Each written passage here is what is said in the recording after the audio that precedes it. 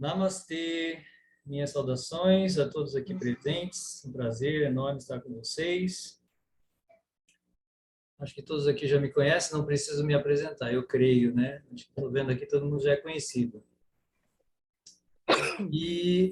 Mas eu ressalto, além do livro Índia Incrível, vocês podem pesquisar um pouco mais. Sempre a Lúcia faz o meu merchandiser. Tem também um site que chama Índia Incrível, onde vocês podem encontrar muita informação sobre a Índia.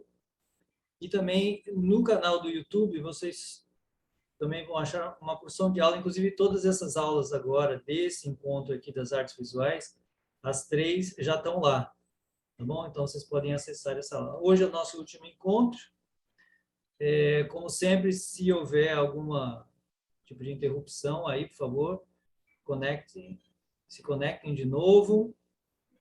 E deixa eu ver se tem mais algum recado aqui para vocês. Professor, dá licença, no YouTube é professor Radhanatha ou Não, Robson? no YouTube, no canal do YouTube é Índia Incrível também. Ah, Índia No Incrível? YouTube, tanto o site quanto o canal se chamam Índia Incrível. Né? Chamei tudo Índia Incrível, assim, porque aí fica fácil da pessoa me achar lá. É sempre o mesmo Obrigada. nome. Ok, então eu peço que enquanto estiver fazendo a apresentação, vocês mantenham os microfones desligados e vocês podem ficar com as câmeras abertas. Eu gosto de ver as pessoas, né? E vamos dar início, então, ao compartilhamento aqui da tela.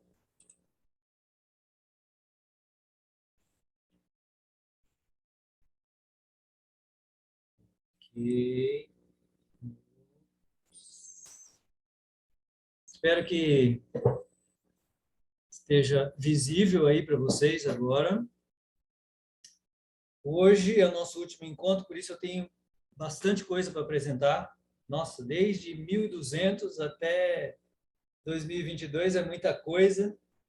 Na verdade, desde 712, né, que começa o período indo-islâmico.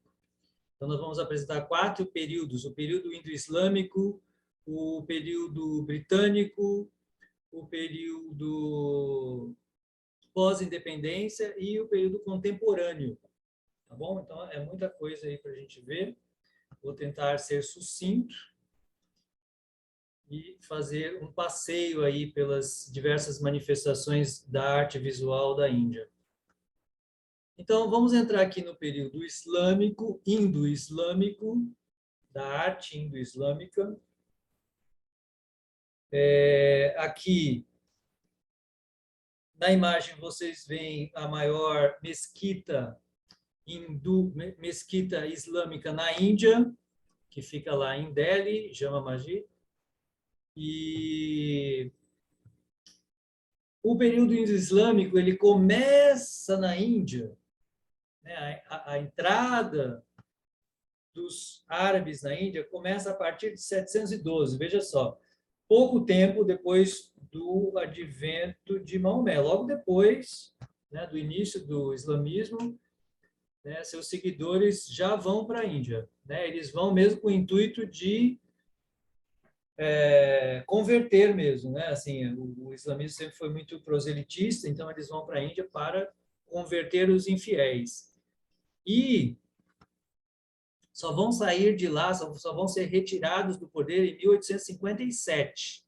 Então, do século VIII até o século XIX. Então, eles ficaram lá muito tempo na Índia. A princípio, né, nos primeiros séculos, as entradas eram mais para saquear mesmo. Então, entravam na Índia, saqueavam, às vezes, fortunas inimagináveis eram levadas da Índia, inimagináveis mesmo. Só o trono do pavão, que ficava em Delhi, por exemplo, ele é tão espetacular, algo tão extraordinário, todinho incrustado de pedras preciosas, sabe? Brilhantes, diamantes, coisa assim inconcebível. E com esse dinheiro dos saques, aqueles países, né, eles levavam isso para aqueles países ali em volta, que viviam às custas dessa riqueza que foi tirada aí na Índia nesses primeiros séculos das invasões árabes. Então, aos poucos, né, eles vão lutando pelo domínio até que em 1206 se estabelece na Índia a primeira dinastia dos sultões de Delhi, que eram turcos muçulmanos. Nós vamos mostrar, inclusive, o marco, né, dessa implantação aí do domínio islâmico na Índia. Nós vamos mostrar logo em seguida. Mas, entendam bem, o domínio islâmico da Índia não foi uma coisa assim uniforme, não foi um grupo que foi para lá e ficou a vida inteira lá, ficou lá esses mais de 1000 anos na Índia. Não foi assim. Foram muitos invasores da região ali do Oriente Médio, né? Então, foram várias dinastias, diferentes lugares da Turquia, da Arábia, de onde hoje é o Afeganistão, de lugares da Mongólia, diversos lugares da Ásia e do Oriente Médio que foram invadindo, tá? Então foram várias dinastias e eles lutando entre eles mesmos pelo domínio da Índia. E então duas dinastias são muito importantes, muito famosas: a dinastia dos sultões de Delhi, que começa em 1206, e a dinastia Mogol, que começa em 1526. Tudo lá no norte da Índia, né? As invasões sempre aconteceram no norte da Índia. Uma característica que fez muita diferença nessa colonização, digamos assim, islâmica da Índia foram as seitas sufis, tá? Porque as seitas místicas sufis, elas têm uma postura bastante diferente do radicalismo e da ortodoxia islâmica. Então, foram eles que mediaram a relação entre hindus e muçulmanos. Tá? Isso aí foi muito interessante, e eles estão lá na Índia até hoje, e disse que foi graças a eles, né, os místicos sufis, que houve assim alguma paz, né? Eles conseguiram estabelecer alguma paz na relação entre hindus e muçulmanos.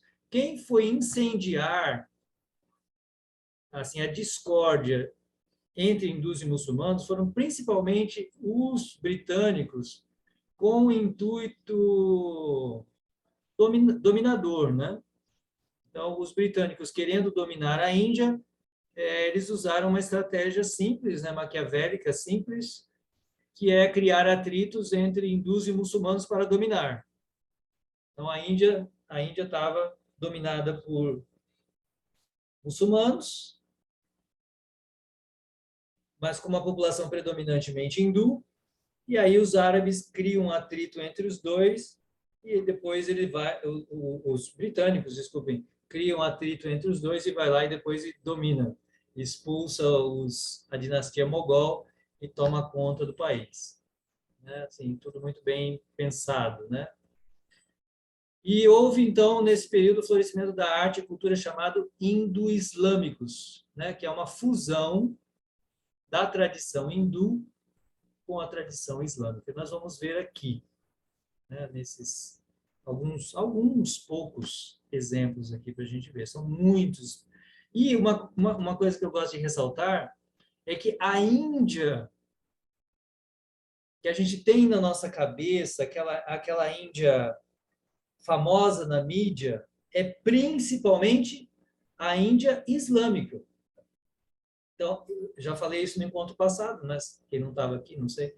Mas os encantadores de serpentes que ficam tocando, né, a sua flauta lá, encantando as serpentes. O próprio Taj Mahal, que é o símbolo da Índia, é um prédio, né, é um mausoléu islâmico, né? Assim, então, na verdade, tudo que a gente pensa, os faquires, né, deitados nas camas de prego, etc., também são islâmicos. Tudo isso aí é herança islâmica. Então, aquela ideia que a gente tem da Índia é principalmente essa.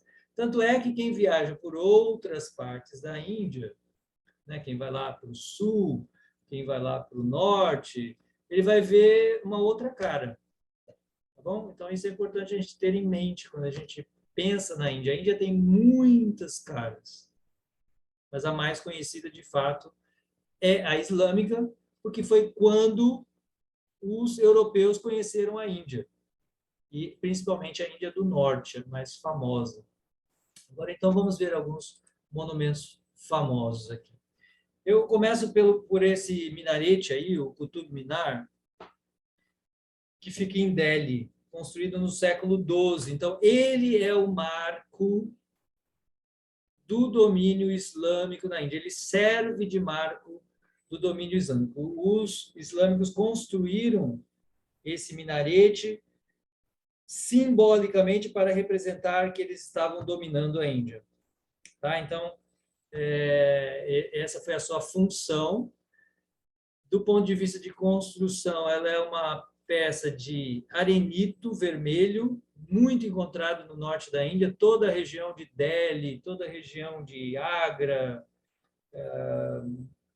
Uttar Pradesh, o estado de Uttar Pradesh, todo ele é caracterizado pelo uso desse arenito vermelho, são pedras vermelhas, inclusive tem o Forte Vermelho em Delhi, em Agra. Ele tem 72, mais de 72 metros de altura. Ele é o minarete mais alto do mundo e ele servia, a sua função utilitária mesmo, era, como eu falei, simbolicamente um marco do domínio da Índia e, do ponto de vista prático, ele servia para chamar os fiéis para a mesquita. Né? Aqui perto tem uma mesquita e aí lá de cima, né, uma pessoa subia 72 metros de escada, não é brincadeira, e lá de cima ele chamava, né, ele tocava lá para chamar as pessoas para os eventos na mesquita. Então, esse sítio arqueológico ele é espetacular.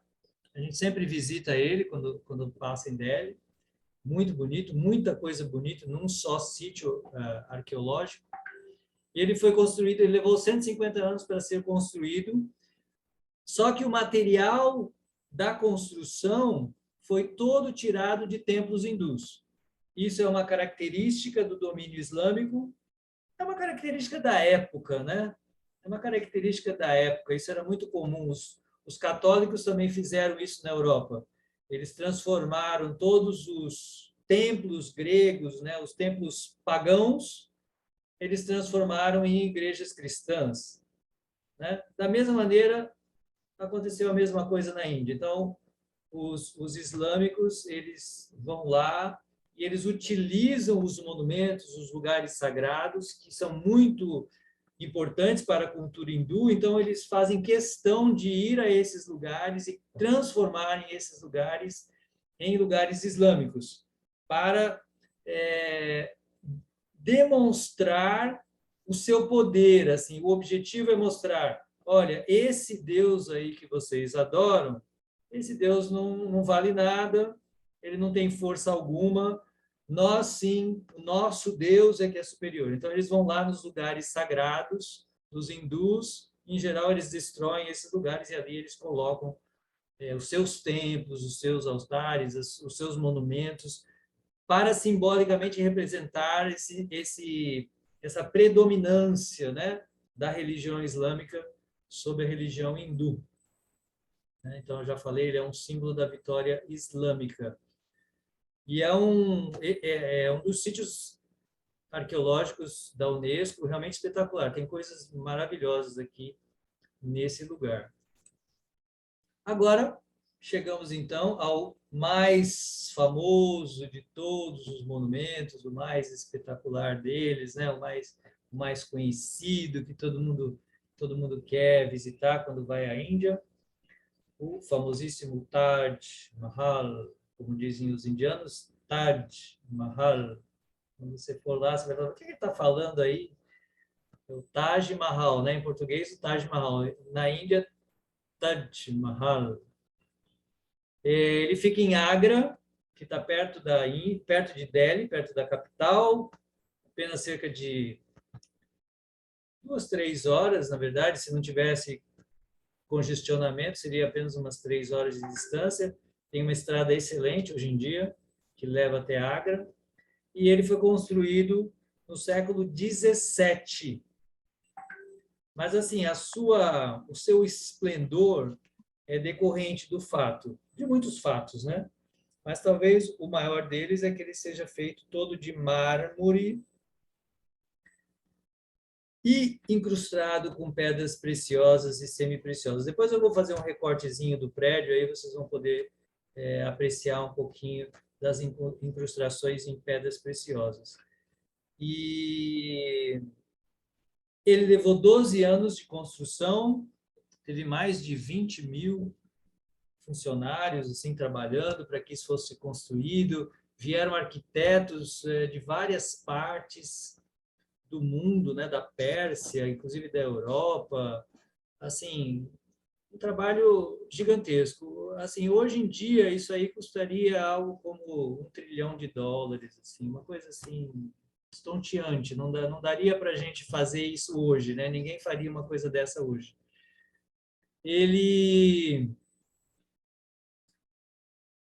é um túmulo, né? A gente pensa às vezes que o Taj Mahal é um templo, né? Ah, que lindo templo. Não, ele não é um templo, né? Eu creio que vocês saibam a história, né? Algumas pessoas não saibam, mas ele é um túmulo que foi construído pelo Shah Jahan para sua esposa, que morreu, né, no parto, quando teve seu 14º filho. A esposa dele, quando foi ter o 14º filho, e essa esposa pediu para ele, antes de morrer, que ele cuidasse dos filhos, né? Fez aqueles pedidos comuns, né, que todo mundo faria, mas ela pediu para ele que ela fizesse algo, um monumento para ela, em sua homenagem. E aí ele faz esse monumento. E também, se a gente estudar um pouco mais, a gente vai ver que ele recebe assim uma influência do túmulo do Humayun, que foi construído lá em Delhi. Então, em Delhi tem um túmulo muito parecido, só que lá ele é feito de arenito vermelho. Então, o Taj Mahal se tornou tão esplendoroso assim porque ele foi todo feito de mármore, todo incrustado de pedras preciosas, etc, etc. Então, ele é um túmulo ele é um túmulo ajardinado, o que é uma característica. Esses jardins aqui, eles vieram da Pérsia, porque essa dinastia era originalmente da Pérsia. Então, eles trouxeram os jardins persas, que eram muito bonitos. É claro que esses jardins não são os mesmos da época, né? Um jardim ele tem sempre que estar se renovando, mas originalmente o estilo todo veio da Pérsia. A característica da arquitetura e da estética islâmica é a simetria. Então, o Taj Mahal ele é todo simétrico, né? Parece que os persas, especialmente, tinham uma paixão pela matemática, pela simetria, os árabes também, né? Então, ele é uma obra arquitetônica toda trabalhada com simetria. Então, ele tem uma base, que é essa aqui que vocês veem. Ela é um quadrado perfeito. Em cada ponta do quadrado tem um minarete, que vocês estão vendo aqui, né? Então, todos os elementos dele são simétricos. Você vê aqui os arcos, os chatris, que são esses domos aqui. Isso aqui, como eu falei, é uma mescla de estilo hindu com estilo islâmico, né? Porque ali, naturalmente, tinha muitos artesãos hindus e muçulmanos, então eles acabam criando um estilo mesclado. E o jardim também, todo o jardim é simétrico, são 4 jardins cortados por canais, e isso representa o paraíso islâmico. Né? O paraíso islâmico, né, a definição que eles dão para o paraíso islâmico é um lugar assim, né? Um jardim simétrico, todo perfeito, cortado por diversos rios. Né? Então, Esses canais aqui, eles representam os rios do paraíso. Tá? Agora, nós vamos passar aqui para um corte do prédio, para a gente ver mais de perto, então, como é que é. Olha só, visto mais de perto, as incrustações aqui com pedras preciosas, que é chamado de pietra dura. Então, aqui são vários tipos de pedras, vários tipos, tanto preciosas como semi-preciosas. Tá? Então, tudo isso aqui que você vê aqui está incrustado nas placas de mármore. Tá? Então, o mármore branco, e ele é absolutamente, o prédio todo é incrustado com essas pedras preciosas, tanto de tamanhos grandes quanto pequenininhos. Então, tem incrustações bem grandes, incrustações bem pequenas, e também algumas partes são trabalhadas com alto relevo. Agora, os motivos são sempre florais, geométricos ou textos do Alcorão, porque a religião islâmica ela é iconoclasta, ela não aceita adoração a imagens. Não se pode fazer representações figurativas, não se pode retratar nenhum tipo de ser vivo. Então, você não vai ver aqui animais, você não vê pessoas, você não vê deuses retratados. Você só vê motivos florais, como nós estamos vendo aqui, tulipas, diversos tipos de flores, e escritas extraídas do texto Alcorão. Uma beleza também fantástica aqui dessa obra islâmica é a ilusão de ótica. Tanto no Taj Mahal quanto naquele recorte lá, existe uma ilusão de ótica que a gente só pode ver lá presencialmente, não dá para a gente mostrar por aqui. Mas quando você está lá, esses domos aqui, eles parecem se mover. Se você está de um lado, parece que um está na frente e o outro está atrás. E quando você anda, você caminha, eles parecem mudar. Embora eles estejam simetricamente assentados ali no topo, né? Os dois pequenos aqui, embora eles estejam assentados exatamente na mesma direção, só que quando você se movimenta, eles parecem também se movimentar. Então, é uma ilusão de ótica, tem vários aspectos de ilusão de ótica que a gente aprecia lá, mas só dois aqui que eu posso mostrar para vocês. O outro é essa escrita aqui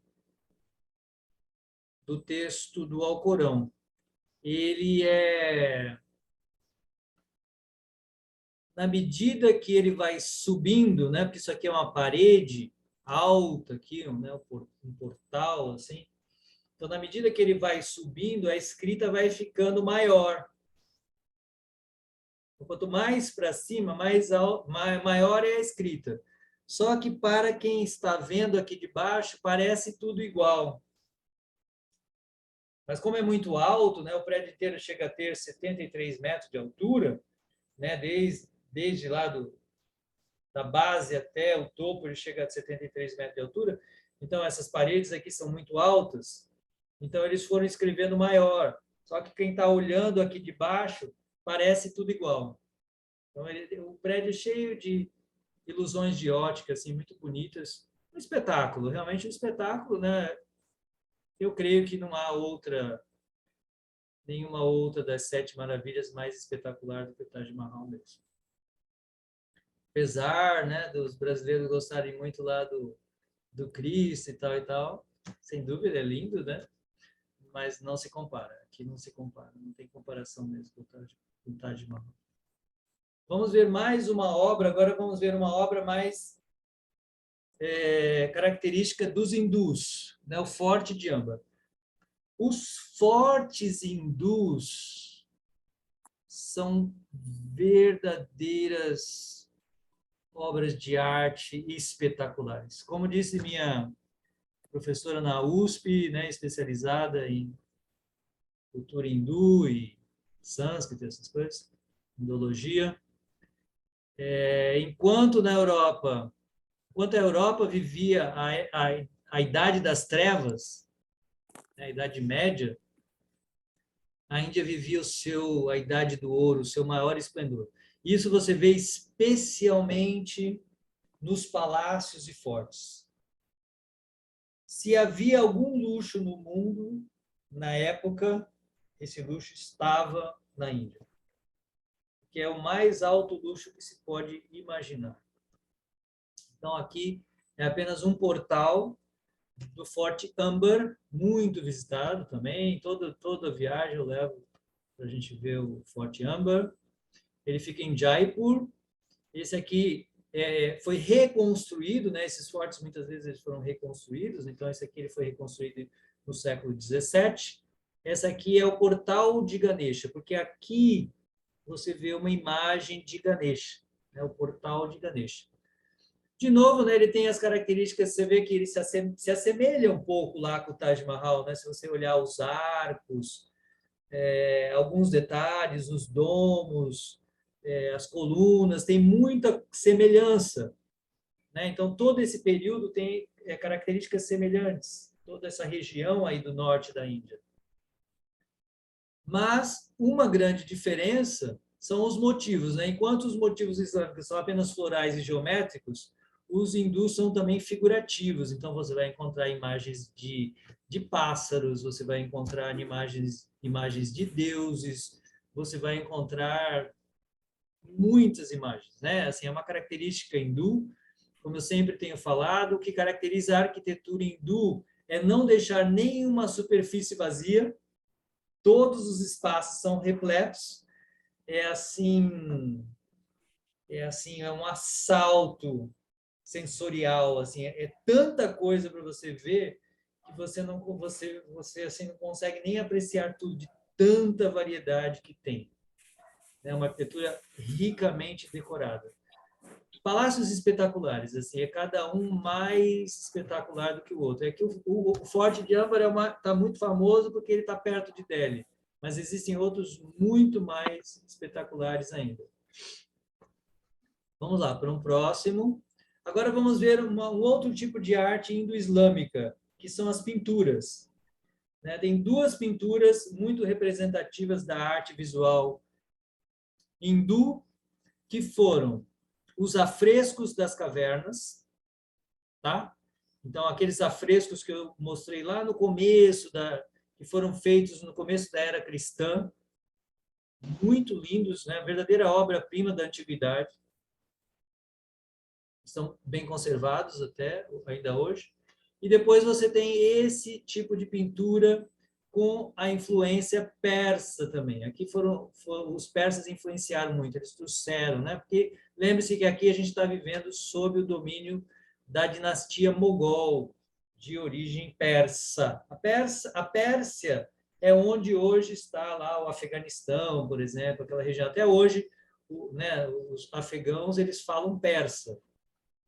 Então, eles levaram muito, inclusive a Índia, por um período, falou persa, né? Se falava persa na Índia. Muitas pessoas cultas na Índia, da época, eram obrigadas a falar persa, porque era dominado, né, pela cultura persa.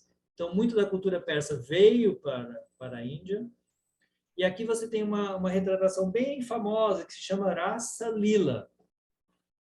Rasa Lila é uma história muito conhecida de Krishna dançando com suas inúmeras namoradas. Krishna é um rapazinho, né, e as suas histórias são todas descritas em muitas obras hindus. E talvez a história mais famosa de Krishna é que ele tinha muitas namoradas e certa noite eles vão para um bosque e lá eles cantam e dançam. E aqui é uma retratação dessa história. A tradição em adoração a Krishna, ela interpreta essas histórias também como cada uma dessas namoradas de Krishna é uma das almas amantes de Krishna. Então, Deus é o amante de todas as almas. E todas as almas são femininas, digamos assim. E Krishna é o amado de todas essas almas amantes, né? E esse Deus Krishna está aguardando suas amantes para dançar com ele. Então, é muito bonito, tem muito simbolismo, muita beleza nessa história também. E esse tipo de pintura da escola Rajput, que fica ali no Rajastão, por isso também chamada de pintura Rajasthani, ela é caracterizada pela miniatura. Isso aqui em geral, são pinturas pequenas, às vezes bem pequenininha, às vezes 10, 20 centímetros, e às vezes tem grandes também. Mas elas são muito, em geral, pequenas, elas eram muito utilizadas para ilustrar livros, né?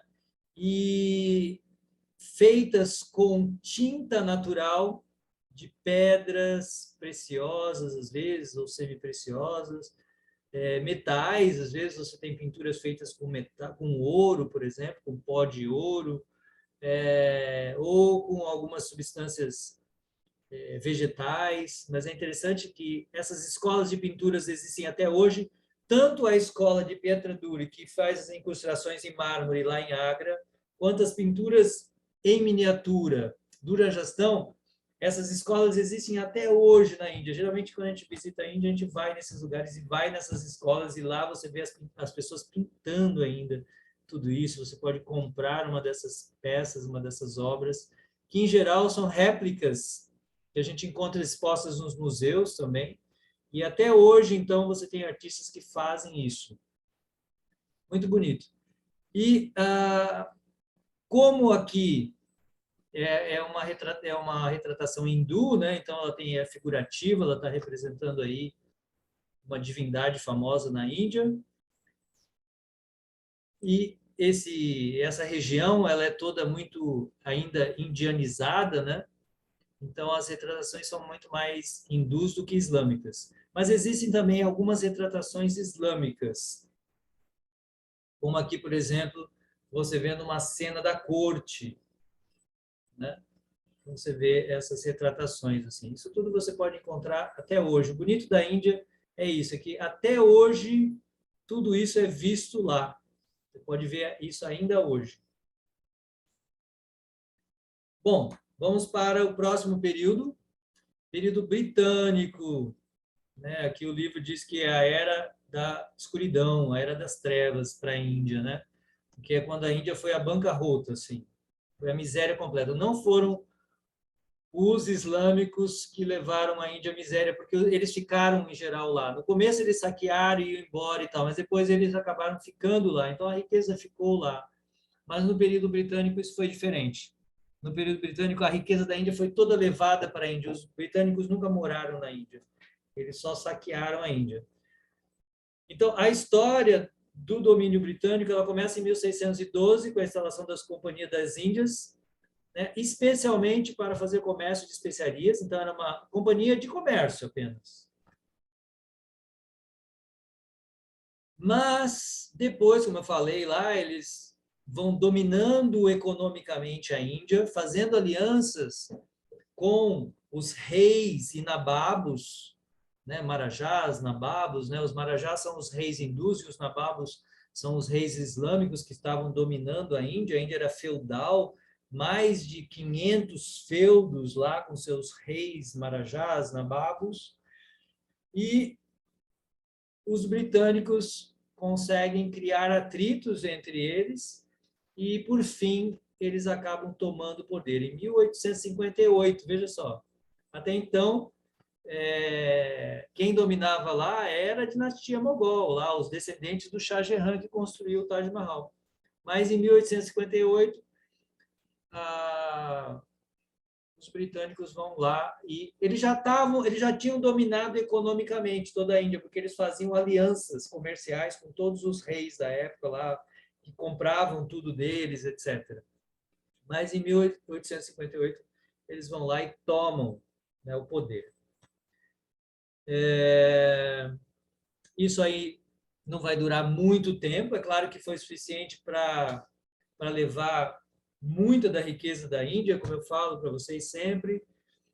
Quando os europeus entram na Índia, porque não foram só os ingleses, mas quando os europeus entram na Índia, a Índia tinha 25% da riqueza mundial. Quando eles saem, a Índia tinha apenas 3% da riqueza mundial. Quem foi responsável muito responsável, né, assim, trabalhou muito pela independência da Índia, foi o famosíssimo Gandhi, com seu movimento de desobediência civil, que começa em 1920 e vai culminar em 1947 com a independência da Índia. Mas a característica principal desse período, especialmente do domínio islâmico, aí de 1858 até 1947, foi a grande miséria em que eles deixaram a Índia. Como eu falei, eles levaram tudo o que eles puderam e fizeram todo tipo de expoliação e assim levavam matéria-prima da Índia, obrigavam os hindus a comprar tudo deles, manufaturado, né? Foi contra isso que Gandhi se rebelou, inclusive, etc. E assim, milhões de pessoas chegaram a morrer de fome na Índia. Assim, é uma situação calamitosa mesmo. E o colonialismo cultural também, porque eles vão levar as instituições educacionais para a Índia, né, as universidades inglesas para a Índia, com o grande objetivo de coloniar os hindus, né, convencer os hindus de que eles eram primitivos. E eles foram bastante exitosos nisso, né? Quase assim, todas as pessoas ricas acabavam estudando nas universidades inglesas, que convenciam os hindus de que eles eram primitivos, de que era uma religião primitiva, e que, na verdade, o cristianismo, sim, que era uma religião nobre, etc., etc., e que eles eram, assim, característica do colonialismo mesmo. Agora vamos ver assim que herança os ingleses deixaram do ponto de vista visual lá na Índia, né? Não foi muita porque, como eu falei, eles não estavam muito interessados em nada da cultura hindu e nem ficaram muito lá. Então a única forma de arte visual que ficou na Índia dos ingleses foi a arquitetura. Então eu vou mostrar alguns prédios famosos. Então, começando lá pelo sul da Índia, em Chennai, você tem esse Supremo Tribunal aqui, construído em 1892. Esse estilo é um estilo único da Índia, chamado estilo indo-sarraceno, que é o quê?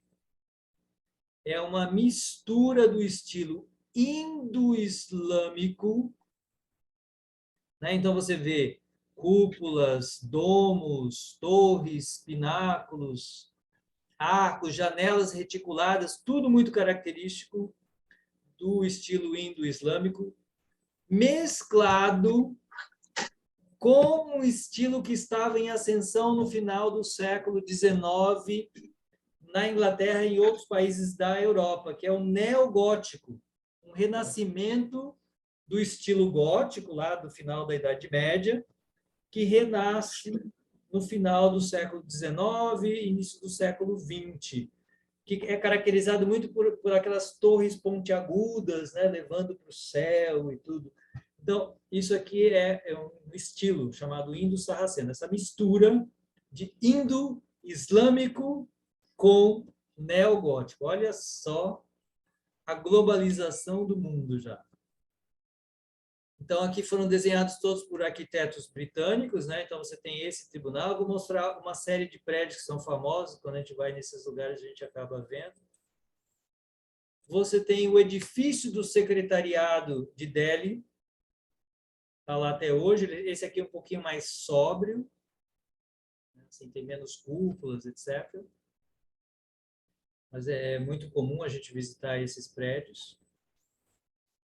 E esse aqui bem característico mesmo do estilo indo-sarraceno, esse já é em Mumbai. É uma estação ferroviária, Chhatrapati. Todos eles construídos por arquitetos britânicos com essa característica mesclada de hindu e sarraceno. Esse aqui, inclusive, se tornou um patrimônio mundial pela Unesco, né? Porque esse aqui é o mais representativo do estilo indo-sarraceno. E para terminar, só mais um prédio aqui, isso aqui em cada região, um em Delhi, um em Mumbai, um em Chennai e esse em Calcutá, que são as principais cidades da Índia até hoje, né? Kolkata atualmente se chama Calcutá, hoje em dia se chama Kolkata. E aqui é o Memorial Vitória, né, em homenagem à Rainha Vitória, lá que dominou todo esse período, né, esse apogeu aí do domínio britânico se dá sob a regência da Rainha Vitória. Então, esse aqui é um memorial em sua homenagem, que tinha falecido pouco tempo antes. Todos eles no estilo indo-sarraceno. Então, essa é a principal contribuição. De outras formas, os ingleses não deixaram muita coisa, assim, eles não tiveram muita influência sobre a arte, sobre a pintura, nem sobre a escultura. Você quase não vê esse tipo de influência deles. A única influência nas artes visuais foram esses prédios aqui. Agora nós vamos para o período mais recente, né, o período contemporâneo, que eu fiz essa brincadeira aqui, porque esse yogi aqui é muito simbólico, né? Então, um yogi completamente assim aquele estereótipo, né, do yogi hindu, completamente exótico, assim, uma figura assim que a gente não sabe de que mundo veio, né? A gente nunca viu isso. É a Índia medieval que eu falo. Até hoje existe uma Índia medieval. Assim, em alguns lugares vocês vê seres que eu acho que só existia mesmo na Idade Média, assim, não sei. Acho que o único período que havia seres assim era na Idade Média. Porém, na Índia eles ainda existem, estão por lá transitando. Especialmente tem o grande festival de Kumbh Mela, né? Esse sim é assim assombroso, né? Assim, as figuras mais excêntricas possíveis que se pode imaginar estão lá presentes. Porém, como vocês reparam aqui, sutilmente ele está carregando um celularzinho aqui, né? Então, é isso que eu quero, isso para mim é simbólico do período contemporâneo da Índia. O medieval e o que há de mais moderno, junto, vivendo juntos. Isso é a grande característica desse período, que começa, digamos, a partir da independência em 1947 e vai até hoje. O que caracteriza esse período? A divisão da Índia, né? A criação de novos países que eram Índia, mas se separaram da Índia, que foi o Paquistão e Bangladesh, que gerou muito tumulto, guerras civis, miséria, etc. No começo, né, na década de 50, especialmente, 60, e a partir da década de 90, a Índia, por fim, né, depois de quase 50 anos, 40 anos de muita luta para se levantar da miséria na qual ela foi deixada, a Índia começa a despontar no cenário econômico. Então, hoje a Índia atingiu um patamar de grande desenvolvimento econômico. Ela é a maior democracia do mundo, né? Isso aí é extraordinário também. Não existe, né, o outro país tão grande quanto a Índia, que é a China, não é um país democrático. Então, manter uma democracia, manter a convivência na diversidade enorme que existe na Índia é uma conquista sobre-humana. Imagina ter um país habitado por 1.300 milhões de pessoas, 1 bilhão e 300 milhões de pessoas, e você respeitar as diferenças de opiniões, etc. Então, é uma grande contribuição da Índia para o mundo. Todos os estudiosos de Índia dizem isso, porque realmente a Índia tem essa característica da convivência com o diferente. Eles convivem muito bem com o diferente. estão acostumados com isso. Outra característica é a globalização, né? Então, a Índia, você vai lá, você vai encontrar essas figuras aqui e outras até muito mais exóticas, porém, você vai encontrar também as meninas vestidas de calça jeans, você vai encontrar as pessoas em prédios completamente modernos e vivendo vidas completamente modernas, tudo isso ao mesmo tempo. A descolonização. Então, hoje existe um renascimento da cultura e arte hindus. A Índia está tentando reviver toda a sua grandeza histórica, cultural, científica, religiosa também. Então, esse é um fenômeno que caracteriza os tempos modernos. Vamos mostrar, então, alguns prédios aqui. Primeiro, do começo, assim, e algumas coisas mais contemporâneas aqui. Então, tem esse templo famosíssimo, o Templo de Lótus, que não é um templo hindu, como muitos podem pensar. Ele é um templo da fé Bahá'í. A fé Bahá'í é uma religião iraniana, gente. Nem é uma religião hindu, não. Mas ele tem aqui os elementos iconográficos do hinduísmo, que é a flor de lótus, né, que simboliza a pureza, que a flor de lótus é símbolo daquela flor que está na água, mas não se molha, né? Então, é um símbolo milenar de pureza na cultura hindu e acabou sendo um símbolo da Índia e de toda a Ásia. Por isso, eles utilizaram a flor de lótus aqui também. Essa aqui é uma arquitetura bem moderna, como vocês estão vendo, feito com elementos da arquitetura moderna, o concreto, vidro, né? Todo trabalhado com vidro, com concreto, com aço. E guarda esses elementos, como eu falei, da iconografia hindu, que é o lótus e o elemento 9. Toda a construção é trabalhada com o elemento 9. Então, ela tem dois círculos esse lótus tem dois círculos de 9 pétalas. Aqui, ó, você tem 9 pétalas menores, 9 pétalas maiores no centro. E é rodeado por 9 pequenos lagos no entorno. Então, ele é todo trabalhado com o número 9, que é um número místico e sagrado para os hindus, né? Tanto na astrologia, quanto no misticismo em geral, na numerologia, na teologia. Esse número aparece em toda parte na Índia.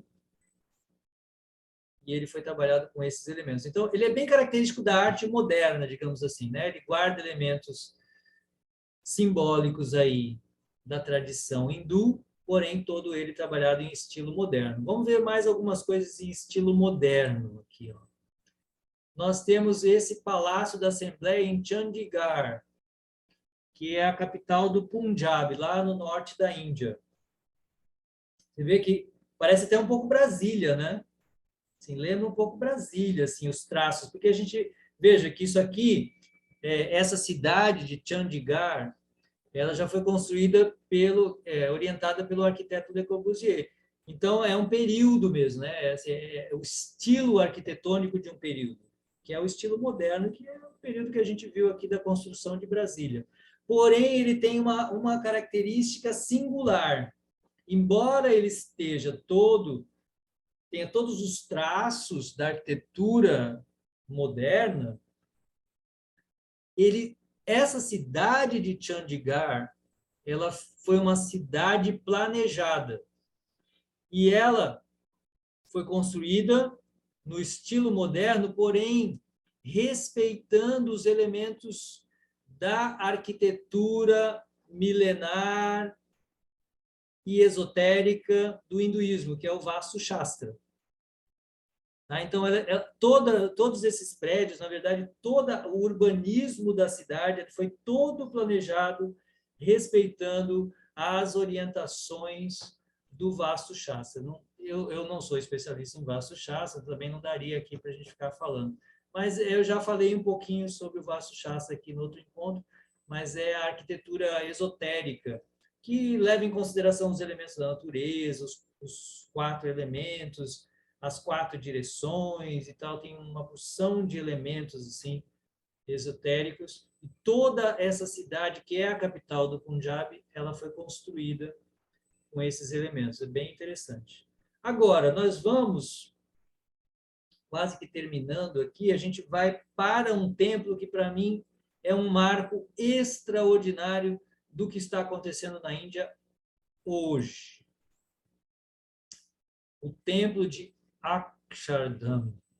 O templo de Akshardham, a morada de Deus, né? Akshardham significa literalmente a morada de Deus, foi construído em 2005 em Nova Delhi. Ele atualmente é o maior templo hindu do mundo. E ele é construído de acordo com as orientações da arquitetura milenar da Índia. Então, ele é um prédio construído sem aço nem concreto. Claro, né? Não havia isso na antiguidade. E aqui eles respeitaram esse estilo milenar de construção, sem aço nem concreto. Então, aqui vocês estão vendo, né, as pessoas. Esse templo aqui tem cerca de 50 metros, mais ou menos, de altura. São alguns elementos aqui da construção. Ele tem 234 pilares, né, especialmente por fora e por dentro.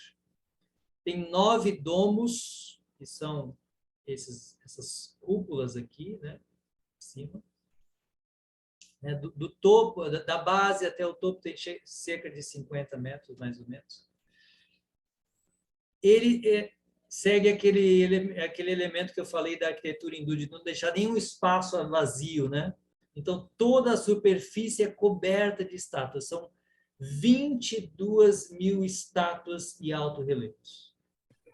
Assim, uma obra-prima, um espetáculo para os olhos. Todo feito em pedra rosa e mármore.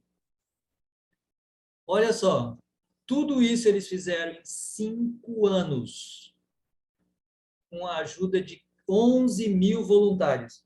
11 mil voluntários. A construção dessa obra é um livro, né? A própria construção é um livro. Porque 11 mil voluntários espalhados por diversos lugares da Índia, nos seus ateliês, eles foram construindo essas esculturas e esses alto-relevos. E um arquiteto, coordenador, orientava todo mundo trabalhando à distância. E essas peças iam para lá, e lá elas foram juntadas. Assim, não foi construído tudo ali, né, numa oficina, tudo ali, todo mundo trabalhando ali no mesmo lugar. Não. 11 mil pessoas espalhadas em várias regiões, especialmente do norte da Índia, cada um fazendo uma partezinha, e aí mandando essas partes para lá, e eles foram juntando isso lá. Agora eu vou fazer alguns recortes desse templo, porque esse templo realmente só vendo, é algo que só vendo mesmo. Assim. É inacreditável que os indianos consigam fazer isso hoje. E isso faz parte do renascimento que eu falei para vocês que está acontecendo na Índia. Existe um renascimento da cultura milenar da Índia ocorrendo hoje lá. Né? E isso aqui é um grande exemplo. Eu vou mostrar um recortezinho. Na base, a base de todo aquele templo, ela está apoiada nesses elefantes aqui, que são 148 elefantes que servem de base para o templo inteiro. Esses elefantes também foram construídos em diferentes lugares e foram levados para lá. Esses elefantes são em tamanho natural, né? Isso aqui é o tamanho mesmo de um elefante, né? E é como se os elefantes estivessem carregando o templo nos seus ombros. A ideia é essa, né? Como se fossem os elefantes carregando o templo nos ombros. Só esses elefantes aqui, eles pesam no total 3 mil toneladas. Só esses elefantes que serviram de base para o templo. E todos os elefantes têm uma pose diferente. Nenhum deles é igual. Cada um deles tem uma característica, cada um tem um sinal, cada um está fazendo uma coisa, né? Símbolo dessa diversidade que se vê na Índia, né? O hinduísmo e todas as suas ciências e artes consideram que cada ser é único e exclusivo. E isso você pode ver nas artes também. E mais um recorte aqui do templo interno é essa cúpula aqui. Se vocês lembram, no encontro passado eu mostrei a cúpula do templo de Ranakpur, construído lá na Idade Média, lá 1000 anos antes. Se você olhar aquela cúpula, e se você olhar essa, eles conseguiram preservar uma cultura por milhares de anos. Passados milhares de anos, você ainda tem artesãos que fazem essas mesmas cúpulas. Só que, em termos de tamanho, essa estátua aqui ela tem 3,5 metros, só para vocês terem uma ideia, então, dessa cúpula, né, da grandeza dessa cúpula. Totalmente espetacular. Totalmente espetacular. E o mais significativo para mim é o renascimento da cultura milenar da Índia e a preservação das tradições que ocorrem até hoje. Só falta mais 2 slidezinhos para a gente acabar. E eu vou encerrar aqui com o que talvez seja, na pintura, algumas características, né? Do que a gente vê hoje em termos de pintura. Aqui uma pintura bem influenciada pelo estilo moderno, até pós-moderno, pegando um elemento clássico aí da tradição hindu, que é o Ganesh, combinando com a arte pós-moderna, né? Com todos esses elementos aí da arte pós-moderna. Muito bonito, a gente vê muito isso na Índia, muitos artistas fazendo isso na Índia, revivendo a sua cultura, porém com esses traços da arte moderna e pós-moderna. E para encerrar, eu vou mostrar um outro fenômeno muito interessante. Aqui você tem uma retratação em pintura de Radha e Krishna. Então, aqui você tem Radha e Krishna, que são muito famosos, muito adorados na Índia, um casal divino, combinando também combinando temas clássicos, né, que é a retratação de uma divindade muito adorada, divindades muito adoradas na Índia, com elementos da arte renascentista do Ocidente, feita por ocidentais, convertidos ao hinduísmo. Então, isso aí é um dos fenômenos mais interessantes que há hoje, porque os europeus invadiram a Índia, impuseram seus valores e sua cultura aos hindus, mas passado aí 500 anos, os ocidentais foram lá, beberam dessa fonte, alguns se apaixonaram por essa cultura, se converteram ao hinduísmo e daí trouxeram o hinduísmo para o Ocidente e deram a sua cara, né? Como eu falei aí. Então, você tem os vários elementos aí do Renascimento, da arte grega, o uso da perspectiva, o uso do claro-escuro, grande naturalidade, realismo anatômico, tudo. Então, isso aí é o que eu chamo desse diálogo que está ocorrendo hoje entre a Índia e o Ocidente, que ocorre no yoga, por exemplo. Né? O yoga hoje é um fenômeno hindu que se disseminou por todo o Ocidente, e da mesma maneira a gente tem agora artistas ocidentais retratando os temas clássicos do hinduísmo. Então, isso eu acho muito bonito, é um fenômeno singular que a gente está vivenciando, estamos vivendo essa história hoje. Tá bom? Bom, meus caros amigos, é isso que eu tenho para mostrar para vocês por hoje. Eu vou voltar aqui para ver a sala. Quem quiser abrir as câmeras aí, pode abrir. Adoro ver vocês. Deixa eu ver quem está aqui, quem chegou na sala. Oh, minha grande amiga Cida. Oh, Oh, mineirinha. a doçura do mineirês. Obrigada. Ei, seu Ricardo, tudo bem?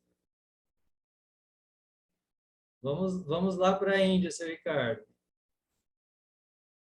Quem mais aqui? Ah, Dulce. Ô, Dulce. Sempre presente. Nazaré, apareceu aí. Tudo bem? E tem o pessoal com as câmeras deles desligadas. A Elisângela, a Lissandra, a Adriana e Bhaktirasa, que não estão aparecendo. Bom, então é isso aí, gente. Agora, se vocês tiverem perguntas, a Luísa talvez queira fazer algumas colocações, adoro as colocações dela. A Lissandra também, eu sei que a Lissandra também Eu deixei é muitas artista. perguntas. Você Muitas deixou perguntas perguntas? no chat, deixei, mas eu acho que eu botei para todo mundo. Então Assim, eu vou lá no chat para ver, então. Deixa eu ver aqui. Acho que não foram muito de caráter artístico, não. Foram mais de perguntas, de informações que eu queria ter sobre religião, mais sobre Tá. essa invasão. Bom, tá certo. Estou querendo mais perguntar. A minha parte é mais essa mesmo. Eu deixo os comentários sobre arte para vocês, que são especialistas. Deixa eu ver. Tá, primeira pergunta, então, da Rose. A esposa do Shah Jahan foi enterrada lá, no Taj Mahal? Sim, porém não onde a gente visita. A gente tem uma área que a gente visita, né? E ali tem um túmulo. Mas aquele túmulo, ele é assim, é só para inglês ver mesmo, entendeu? Ali está ali só para fazer as vezes de túmulo, né? Porque ela está enterrada, na verdade, embaixo, não é ali. Mas ela está no prédio, digamos assim. E tem aquela história que eu deixei de contar, né? O Shah Jahan, ele ia construir uma réplica, porque ele está do lado do rio Yamuna. Taj Mahal está exatamente às margens, assim, né? Você vê o rio Yamuna. E o Shah Jahan ia construir uma réplica, ele ia construir um igualzinho do outro lado do rio, né? Assim, de frente para o Taj Mahal, todo em negro, em mármore negro. Também ia ser uma coisa assim espetacular, mas o filho dele não deixou, porque ele estava assim acabando, né, com toda a fortuna do reino, né? Então o filho dele aprisionou o pai, que nunca nem chegou a ver a finalização do Taj Mahal de perto, né? Ele viu da sua prisão, apenas ele podia ver apenas da sua prisão. Mas é isso, a esposa foi enterrada ali. A Adriana fez um comentário, mas eu acho que a Adriana até já saiu da sala, não sei, não estou vendo mais a Adriana aqui.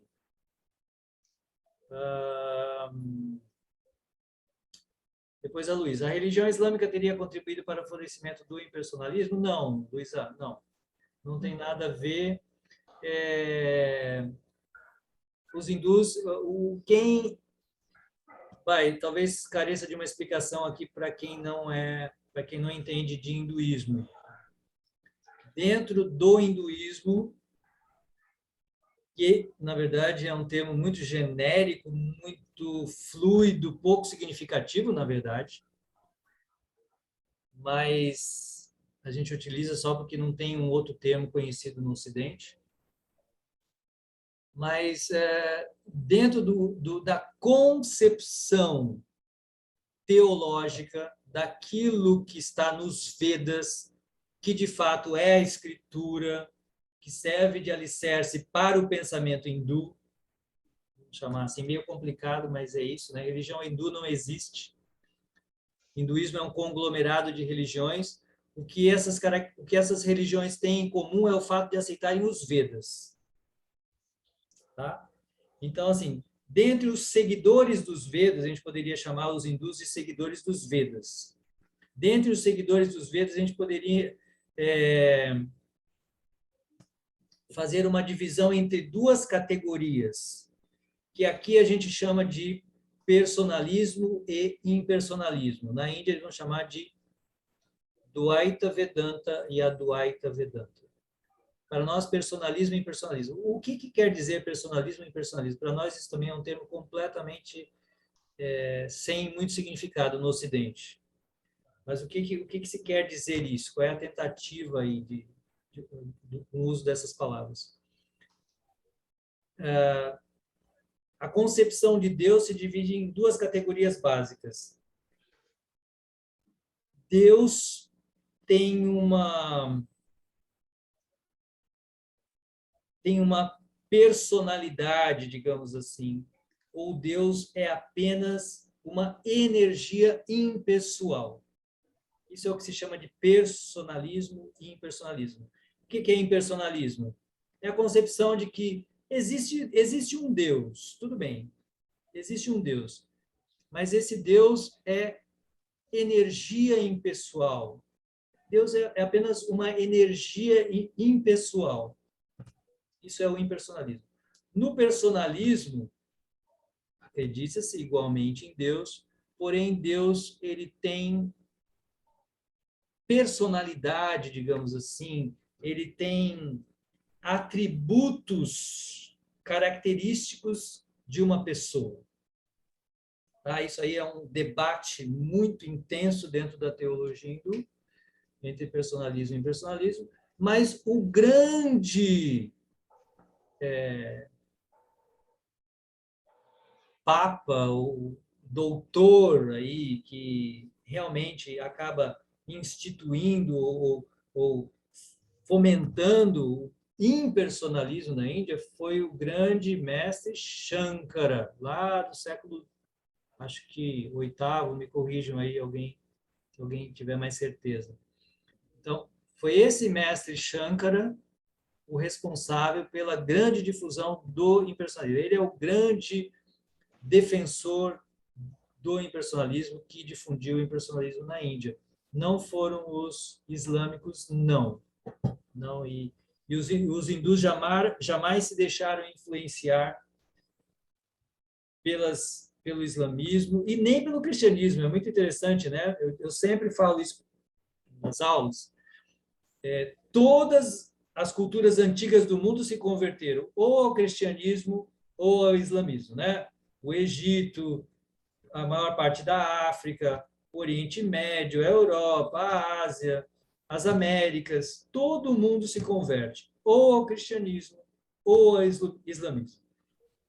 Um dos pouquíssimos grupos que não se converteu nem ao cristianismo, nem ao islamismo, e olha que essas tentativas de conversão, elas datam desde o início da era cristã, quando São Tomé foi em 52 para a Índia, pregar na Índia, né? E elas atravessaram esses milênios, os hindus nunca se converteram.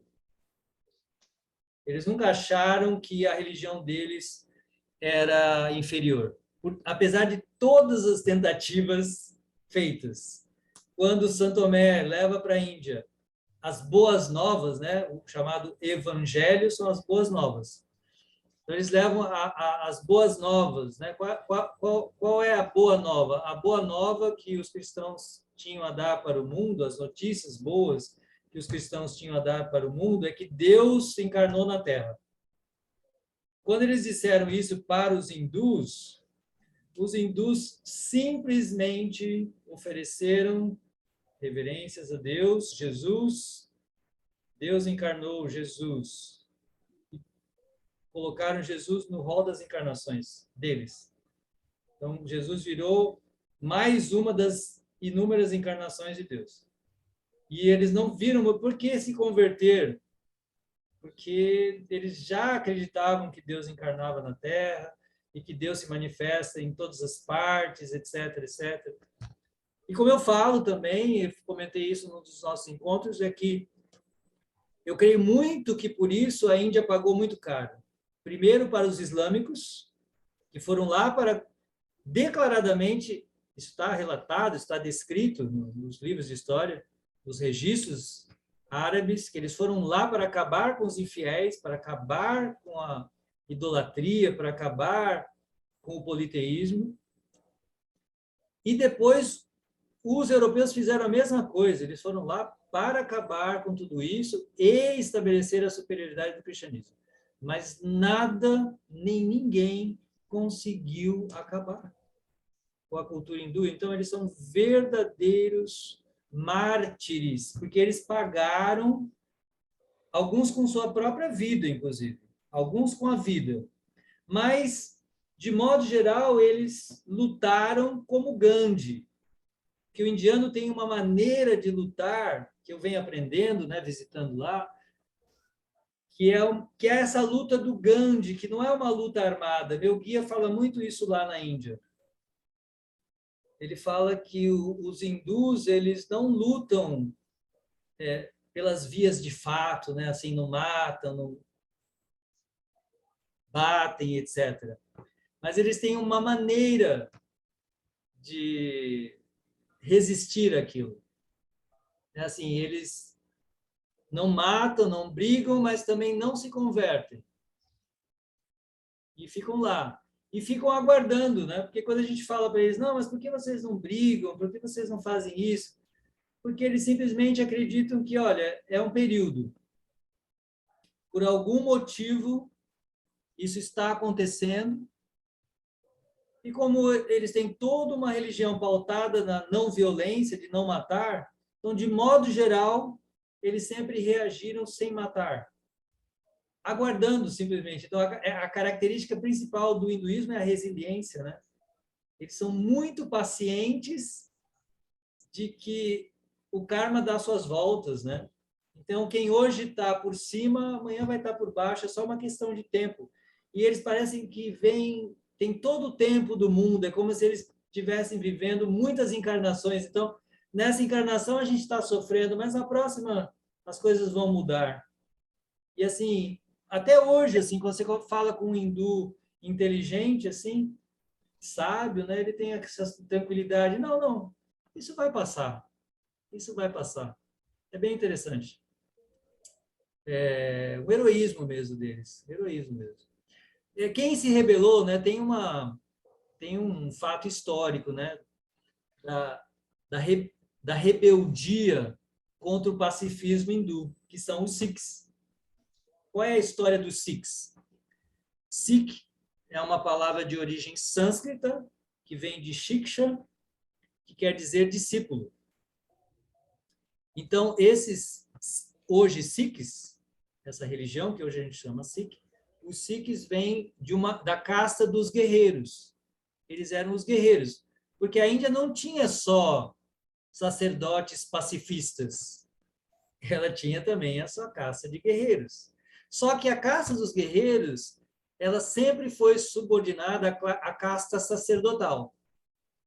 Então, porque os sacerdotes tinham mais preeminência na sociedade, acaba que os guerreiros tinham que meio que obedecer aqueles valores predominantes da casta sacerdotal.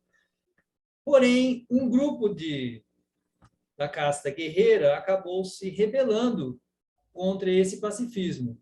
E esses foram os Sikhs, que se rebelaram e que são guerreiros, que criaram a sua própria religião, que é o sikhismo, que surgiu no século XVI, não, eu acho que XV, eu acho que ela surge no século XV, e aí os Sikhs são aqueles que facilmente reconhecíveis na Índia, eles são altos, usam uns turbantes muito grandes, né? Assim, em qualquer lugar você pode reconhecer um Sikh, né? Porque geralmente eles são mais altos do que o normal e já usam um turbante bem grande, faz parte, né?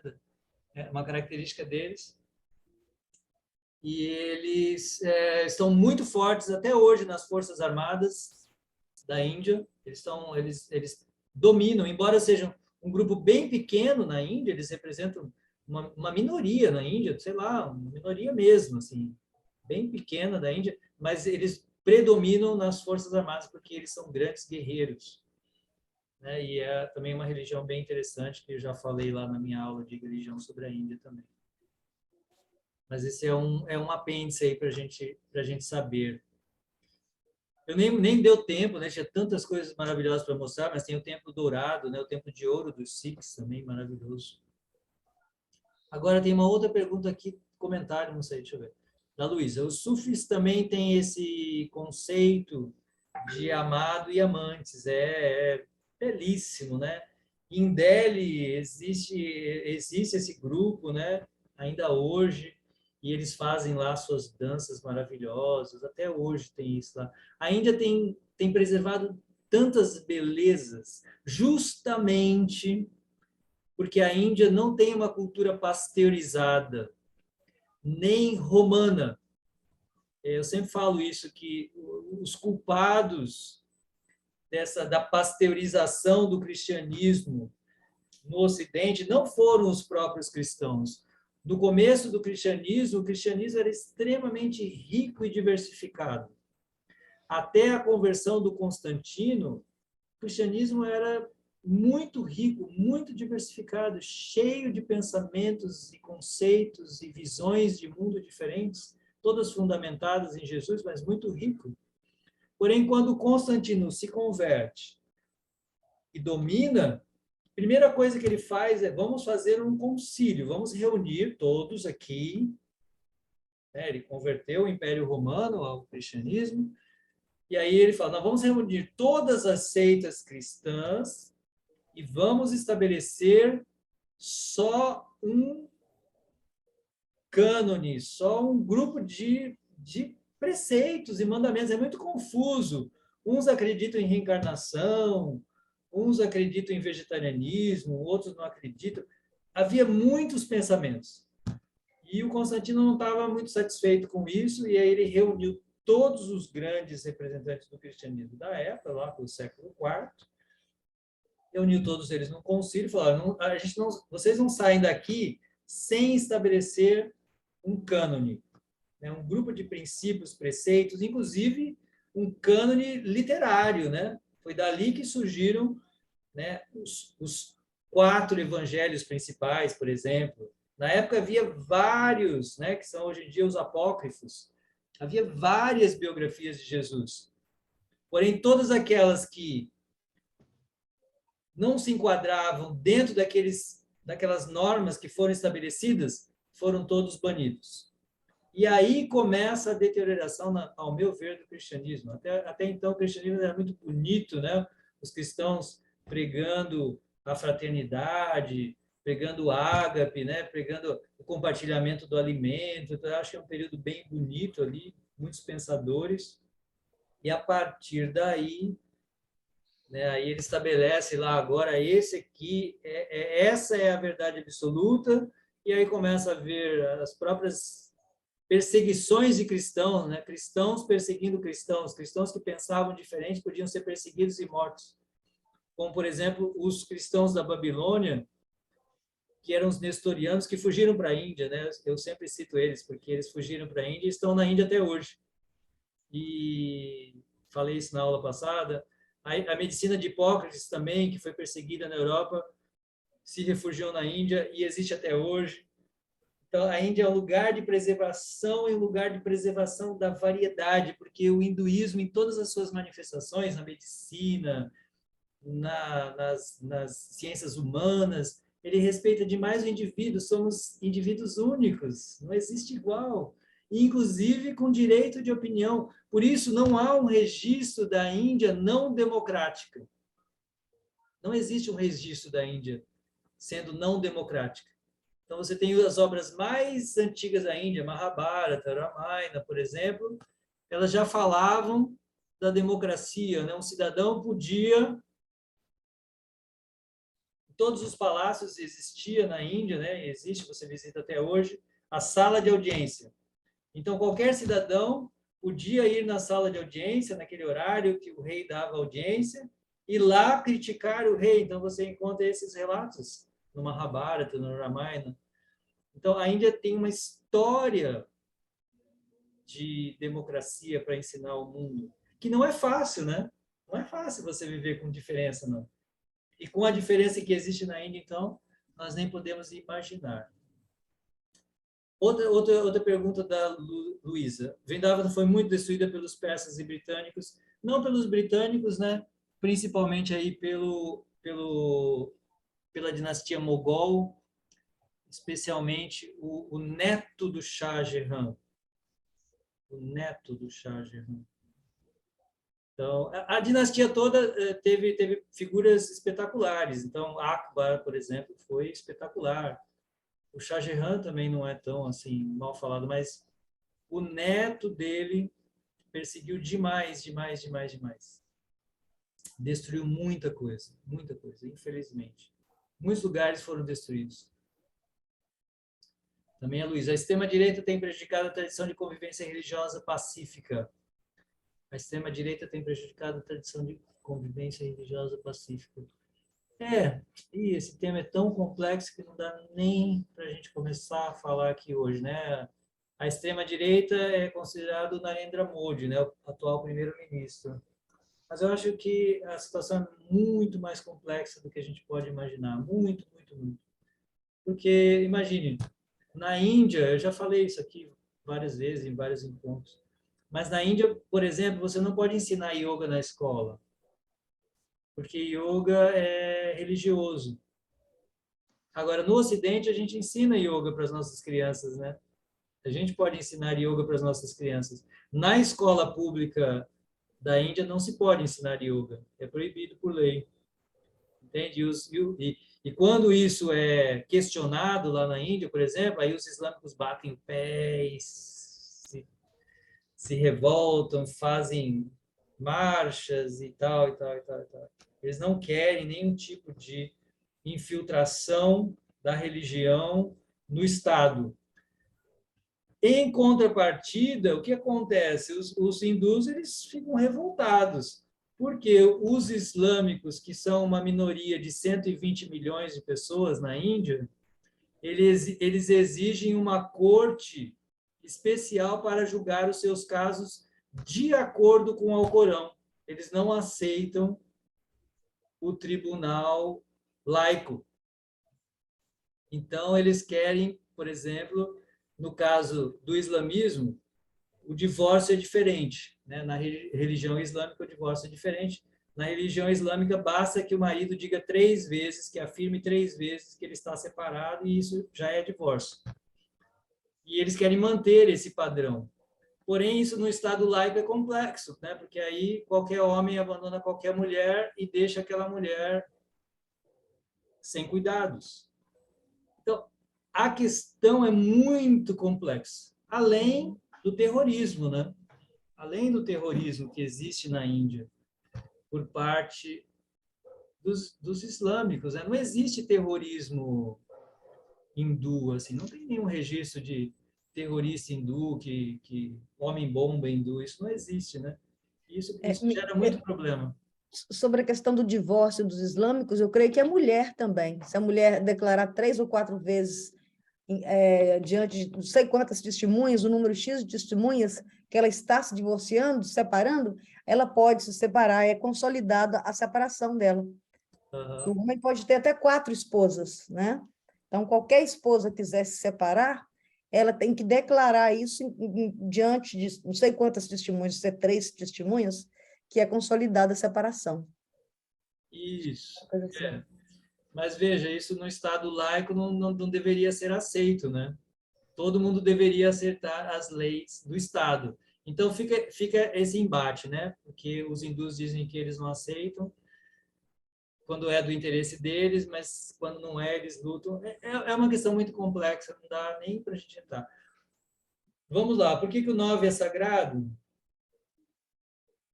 Não sei, né? Não saberia responder assim muito especificamente. A gente sabe que ele é um número sagrado na astrologia, na teologia, no misticismo, na numerologia, todos os aspectos, né? É a casa da espiritualidade lá na astrologia, etc, etc. Agora, por que exatamente ele é sagrado? Aí eu não saberia dizer porque especificamente esse número ele é o sagrado.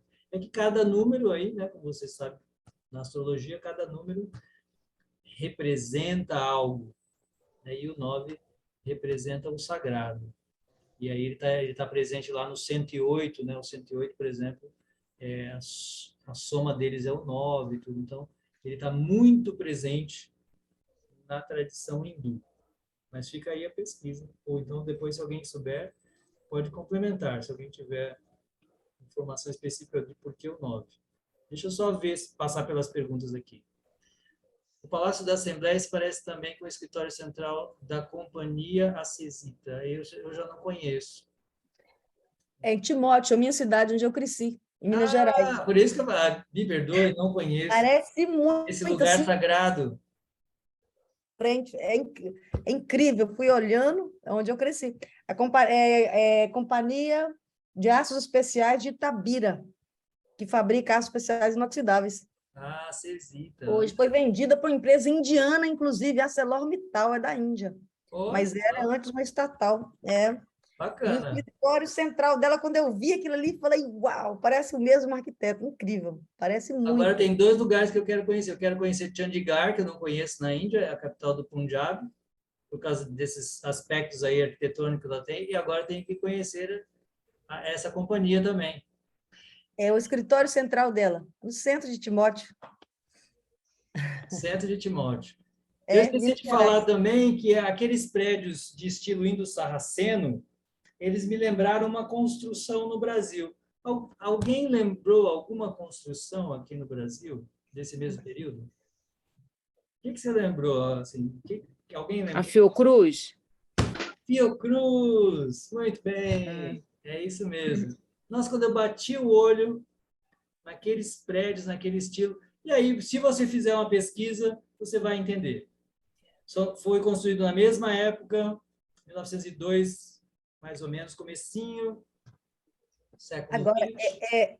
eu estive na Itália. Todos os traços, todo o estilo dele. O estilo da Fiocruz é chamado neomourisco, que é exatamente a mesma coisa, a influência dos árabes ali na península, né? Portugal, Espanha, ali, toda aquela região, a influência dos mouros ali, que também influenciaram lá a Índia. Né? Então, No todo norte da no mesmo Itália período. também você vê, no norte da Itália, em Verona. Eu estive lá mês passado, minha sobrinha está morando em Verona. Aquelas igrejas, assim, aquele monte de ponta, aquele monte de detalhes, muito parecido.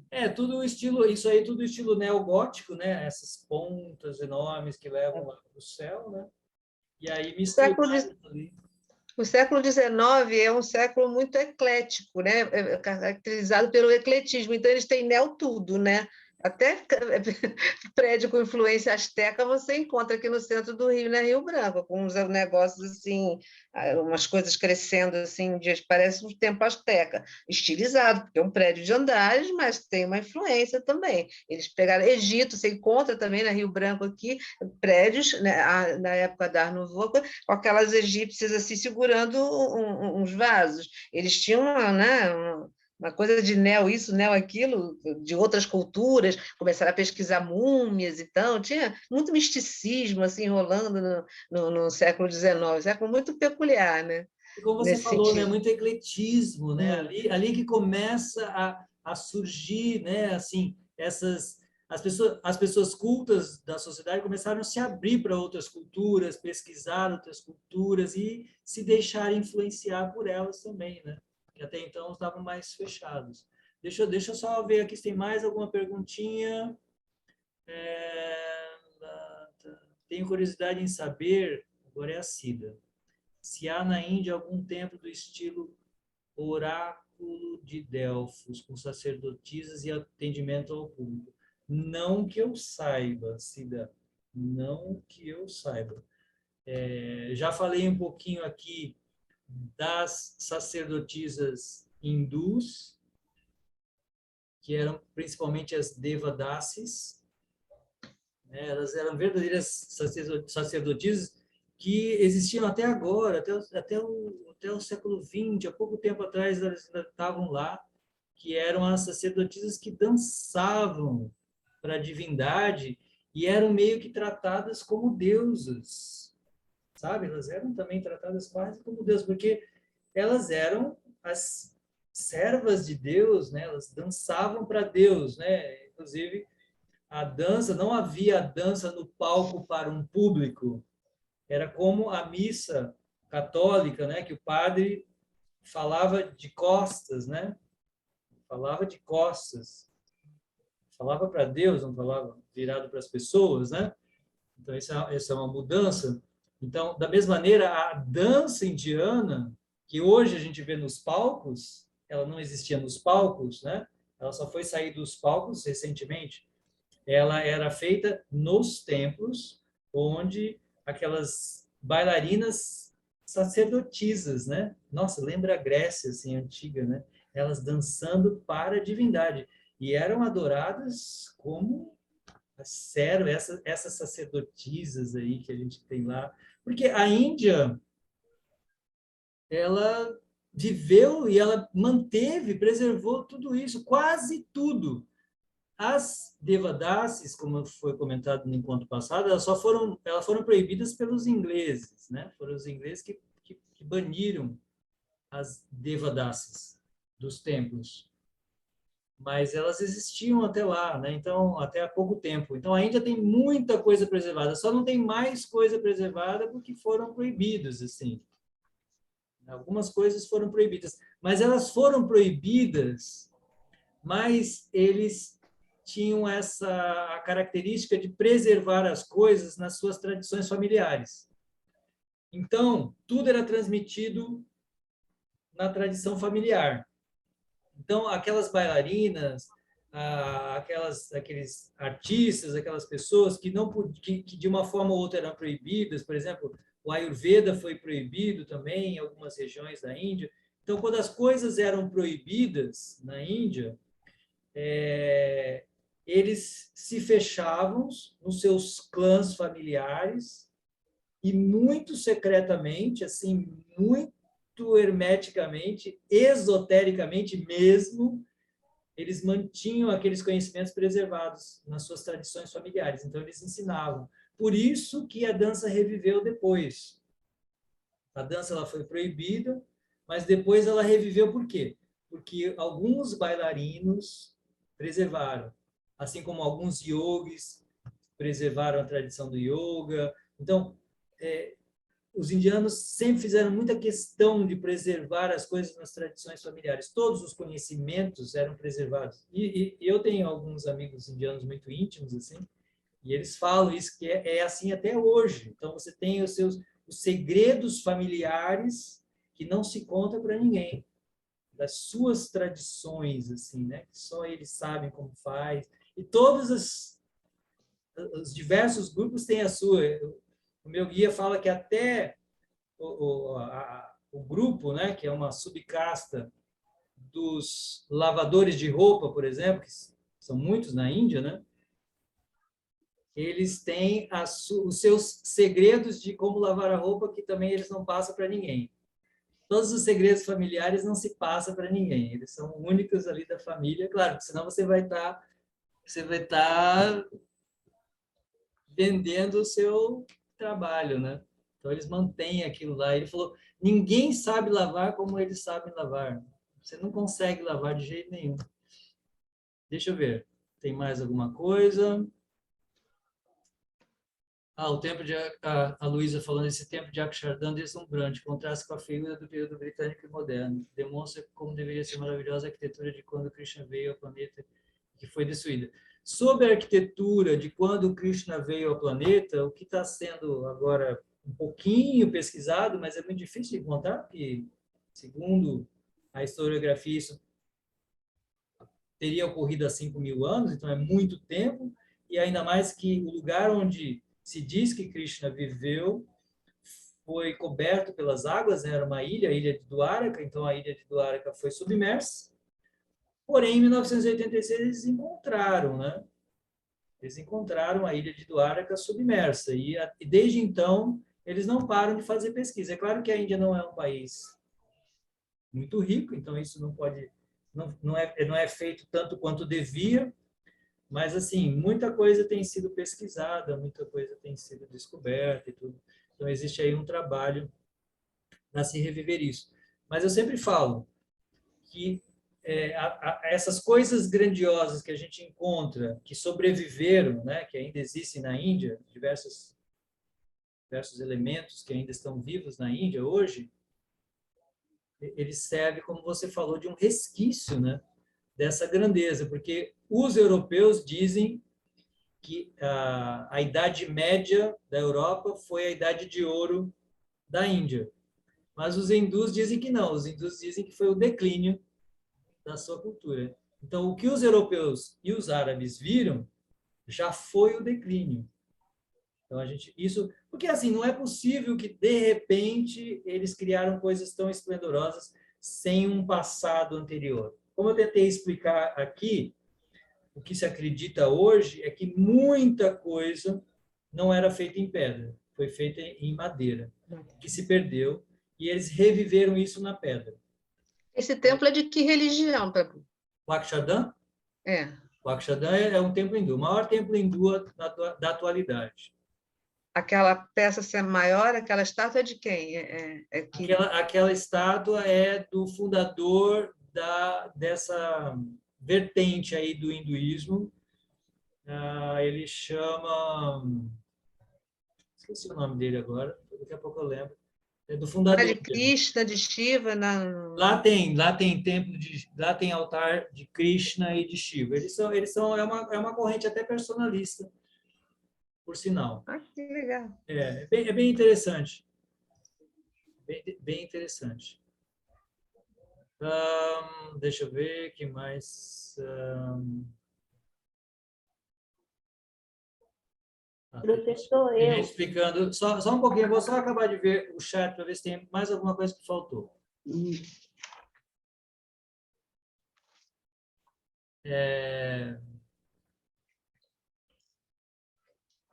Adriana, né? Eu tenho a impressão que Jesus bebeu na fonte do hinduísmo, principalmente porque ele foi levar o conceito de amor por Deus e santificar o nome de Deus. Sim, Adriana, existe um livro, né? Se você quer saber mais, se você não conhece, procura ler o livro Jesus Viveu na Índia. Eu li, assim, faz sentido, assim, né? Assim, teoricamente as coisas fazem sentido. Mas do ponto de vista, assim, histórico e científico, não me convenceu. Assim, os elementos que ele apresenta não me convenceram, assim. Mas eu acho que isso nunca vai ser provado mesmo, porque a gente vive numa sociedade hegemonicamente cristã. Então, isso aí nunca vai ser permitido, né?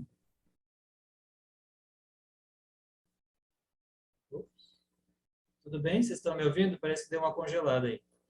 Mas eu acho que, como nós estamos vivendo numa sociedade predominantemente hindu economicamente, então aceitar isso é impensável. Enquanto o cristianismo for a religião predominante economicamente do mundo, jamais vão deixar que se prove algo nesse sentido.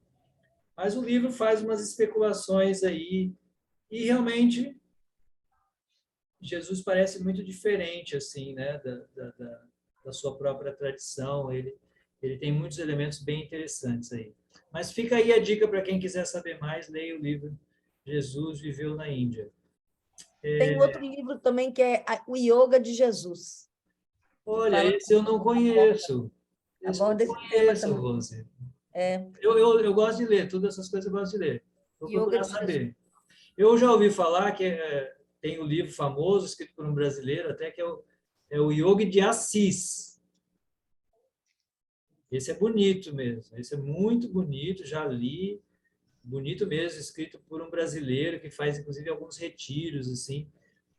E aí ele vai chamar São Francisco de Assis de um yogi, porque realmente São Francisco de Assis tem todos os traços de um yogi mesmo. E é Yoga de muito Assis. bonito. No livro dele eu aprendi coisas muito bonitas. Gostei muito do livro. O Yoga de Assis. Esse é o Yoga de Jesus. Yoga de Jesus, olha só. Interessante. Também. Mais alguma pergunta ou comentário? Bom, então eu vou encerrar aqui o... Professor, Não. eu. Oi, Margarete. Oi. Tá me vendo? Tô sim, tô sim. São duas perguntinhas, tá? Duas. Foi sobre Os Sikhs, eles que, assim, fortaleceram aquela luta armada pró-independência na Índia? Sim, os Eles Sikhs, participaram efetivamente? sim, os Sikhs eles têm uma importância muito grande aí na independência da Índia. Não foi só o pacifismo de Gandhi que libertou a Índia, tá? Isso é importante a gente saber, porque a gente tem uma ideia, às vezes, um pouco romântica, que foi só assim, só com o pacifismo de Gandhi que tudo aconteceu. É claro que não houve uma matança, assim, um holocausto na Índia. Claro, graças ao pacifismo da Índia. Mas houve, sim, alguma luta e os Sikhs são, sim, muito responsáveis, porque os Sikhs são meio que, assim, a caça dos guerreiros, né? Assim, ô, gente, não Eu vi um é filme, só eles esse são pacifismo fortes. aí, só Eles esse são pacifismo. fortes, né? Eles são Eu vi fortes no até filme, eles hoje. são muito fortes. Hoje eles são muito grandes, assim, na Índia, E sabe? eles usam barba, né? Assim, aquele... Eles usam a barba, eles não cortam o Eles prendem o cabelo, cabelo, tem né? Assim, aquele turbante enorme lá, que é o maior cabelão, né? Quando eles o cabelo é são. enorme, eles não cortam o cabelo. Por isso que o É turbante é enorme. verdade. É muito interessante. E eles se destacam muito, né? Como eu falei, porque eles são muito grandes e ainda usam um turbante cheguei, né? Assim, é um turbante. Eles já Caramba! são grandes, aí usam um turbante cheguei e pronto. Como um amigo meu fala, né? Você quer achar um Sikh é fácil, assim, ele se destaca assim, né? No meio da multidão, você só vê ele assim. Taj Mahal tem milhares de pessoas, mas um Sikh está lá, assim, só dá ele. É bom que eles não se perdem, né? Porque tanta gente, não é? É verdade. Então, Ah, outra. os Sikhs foram realmente muito importantes, como eu falei, eles estão nas Forças Armadas até hoje. Eles foram muito Eu vi importantes um para a filme sobre isso. independência, estão lá até hoje, e eles surgiram como religião por causa dessa rebeldia mesmo. Assim, eles não aguentavam mais o pacifismo hindu. Eles tinham muita raiva dos ingleses. Aí fica. Então faz um pouco parte da doutrina religiosa Sikh, entendeu? Que é justo lutar. Sim, existem causas justas, entende? Por exemplo, se estão te matando, você tem direito de lutar. Como assim? Porque Defender, o Gandhi era tão extremado, o Gandhi era uma figura tão extremada, por isso mataram o Gandhi também. Porque ele é um extremista mesmo. Quando questionado, por exemplo, se vocês viram o filme dele, tudo, quando questionam ele sobre a Segunda Guerra, Hitler, tudo isso, né, que já estava acontecendo lá, ele dizia que sim, que as pessoas deveriam se entregar mesmo para o Gandhi, para o Hitler, que o Hitler ia acabar entendendo. Entende? Ele acreditava demais, demais, demais, demais, demais no pacifismo. Os estudiosos de Gandhi explicam que Gandhi foi muito influenciado pelo pensamento jainista. Por isso é preciso entender a religião jainista. Os jainistas são aquele grupo, né, religioso que surgiu lá, né, na antiguidade da Índia, que são aquele grupo que levou a não violência a seu extremo máximo. E até hoje, né, os jainistas usam aquela máscara, né, bem de vanguarda, assim. Eles usam uma máscarazinha para não matar nenhum ser. E andam olhando para o chão para ver se não mata nenhum ser. Não comem, por exemplo, nenhuma raiz que você tenha que matar a planta. Assim, se você tem que tirar a planta da terra, eles não comem. Eles não fazem nenhum tipo de trabalho que possa causar violência. Nem agricultura, não trabalham com agricultura porque a agricultura fere os alimentos. Nem agricultura eles trabalham. Então, assim, eles são muito rigorosos. Por isso é uma minoria, uma religião, uma das menores religiões do mundo, mas assim, que tem a não violência no seu extremo máximo. E a santidade jainista, o que é? Como se atinge a santidade jainista? Parando de comer. Assim, onde eu paro absolutamente de ferir qualquer ser ou porque comendo eu sou obrigado a matar, então nem comer. Então, os santos jainistas, por exemplo, né, os santos, aqueles que são, aquela meia dúzia que é santa, eles simplesmente param de comer. Então, assim, é uma não violência extremada, assim, quase inatingível, mas muito forte na educação do Gandhi. Assim, Gandhi tinha amigos, tinha a região onde ele morava era muito influenciada por esses pensadores jainistas. Então, Gandhi acreditava na não, inclusive tinha um grande amigo jainista e tal. Então ele acreditava nessa não violência, sim, absoluta. E acreditava que ia mudar o mundo assim, entendeu? E como é que eu vou lutar contra o Hitler? Não, não é matando o Hitler, é me rendendo. Se ele quiser matar, se ele quiser me matar, ele mate. Mas eu não vou reagir. Entende? Então, essa era a atitude do Gandhi. Mas os Sikhs já acham que não, né? Os Sikhs já pensam, bom, se alguém quer me matar, existe uma luta justa. Né? Se eu luto para me defender, isso é justo. Então, a Índia é isso, né? A Índia é um centro, né? Um conglomerado de pensadores e filósofos, cada um advogando a sua filosofia, o seu pensamento, assim, com unhas e dentes, né? O Gandhi vai até o final acreditando nisso. E Inclusive está na Bhagavad Gita, né? Que Krishna fala para o Arjuna, munido de yoga, vai e lute. pois é, pois é. Mas é interessante que o Gandhi, ele aceita a Bhagavad Gita, ele diz que a Bhagavad Gita é um livro de cabeceira dele, porém ele vai interpretar a Gita toda simbolicamente, né? Ele já não aceita a interpretação literal de que Arjuna tem que, de fato, ir para uma guerra lutar. Né? Ali seria o caso de uma luta justa.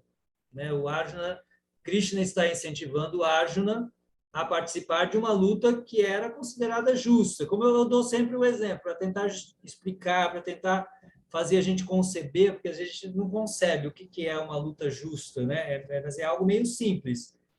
Se um terrorista entra numa sala de audiência lá com 300 pessoas e um terrorista vem e ameaça matar toda, né, aquela audiência, é justo que a polícia o mate?